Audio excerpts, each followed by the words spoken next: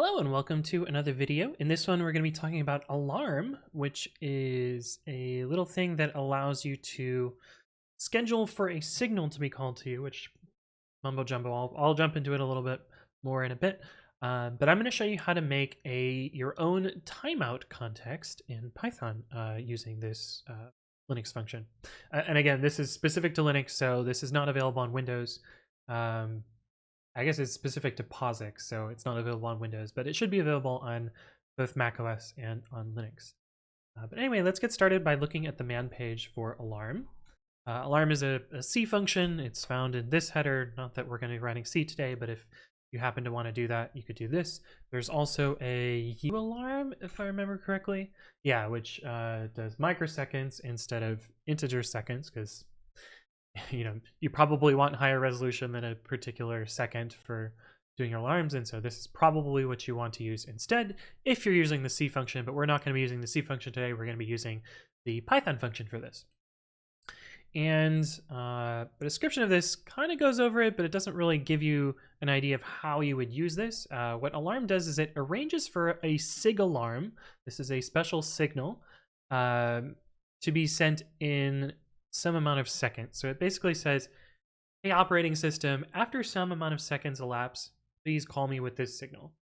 And note that it's as similar to sleep in POSIX, or sleep in computing in general, in that the time is not super precise, but it may be delivered after that amount of time has elapsed, but not before. I think they specifically say not before somewhere in here. I don't know. I'm not going to read the whole thing. But that's kind of the description of alarm, and I'm going to show you how to use it in Python. So we are going to make a Python file. We're going to import signal because I believe that's where the alarm function lives in Python. Yes, indeed. And the alarm in Python is going to be calling this ualarm function. So you can use a floating point number here, and it will translate it into the correct alarm call eventually. At least I think so. We'll try it out. We'll see what happens.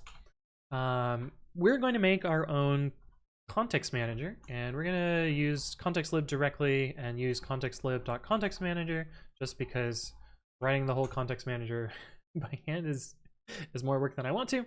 And we're just going to call it timeout, and we're going to have it take a number of, or the amount of time to timeout for. And we're going to have that be a float, and this is going to be a generator, none. And we are going to call that alarm function. So we're going to say, hey, give me an alarm after such amount of time. And if we just do that by default, signal.alarm s, and then yield. So I'm not actually implementing the rest of this function. This is not correct yet. Main function, and then run it. Name equals main, system exit main, just so we have our runnable little script here. And so now we can call this with timeout. And then let's say we're going to timeout for 1.5 seconds. And we also, just for the sake of, we're gonna run something that takes some amount of time. This may be used for like timing out a download or some slow sub process, or I don't know, something else. You could use this for basically anything. But we're going to put a little time.sleep in here, and we're going to sleep for 2 seconds so it triggers this timeout. Cool. So when we run this now, oh, I forgot the typing. Generator, course, integer argument expected got float. Ah, so you can't use floats in Python. Interesting. Is there a ualarm? There is not. You have to use integers here.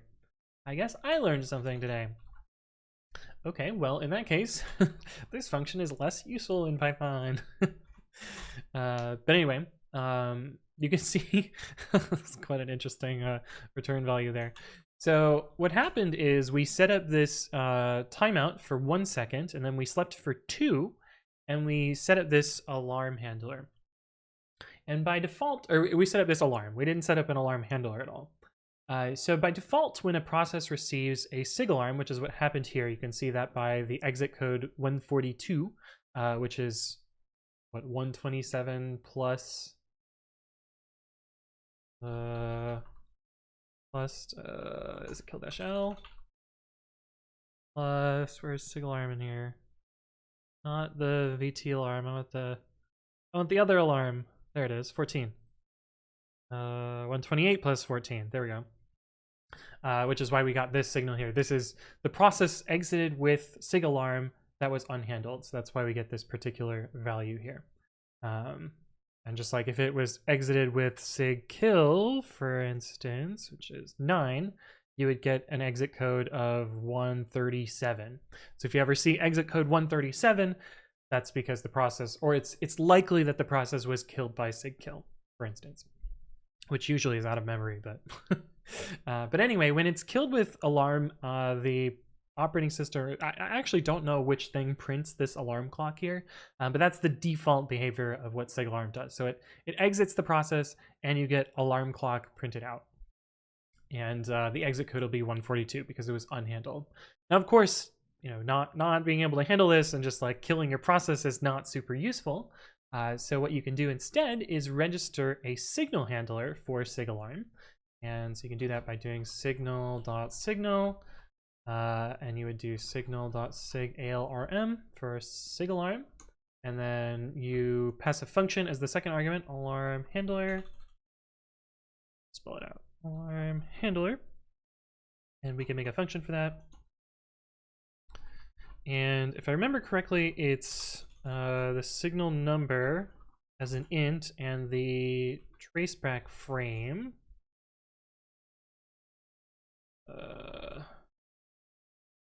Which actually is imported from types. And this can return anything. But what we're going to do here is we're going to raise our own special timeout error.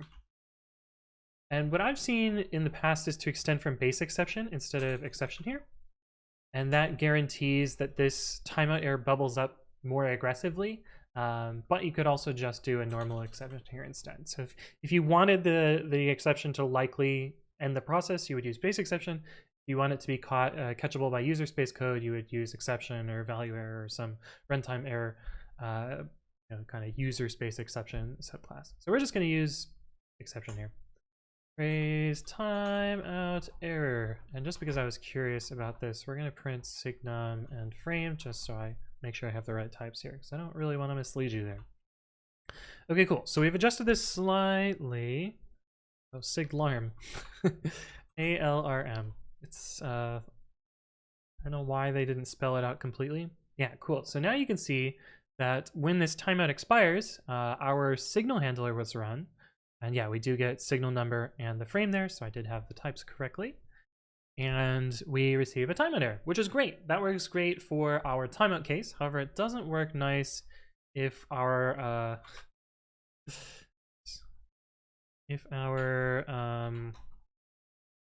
thing doesn't time out. So we only want to protect this particular block of code. We don't want any other execution after this to be timed out unexpectedly. And unfortunately, we have not undone the damage that we've done here, so to speak.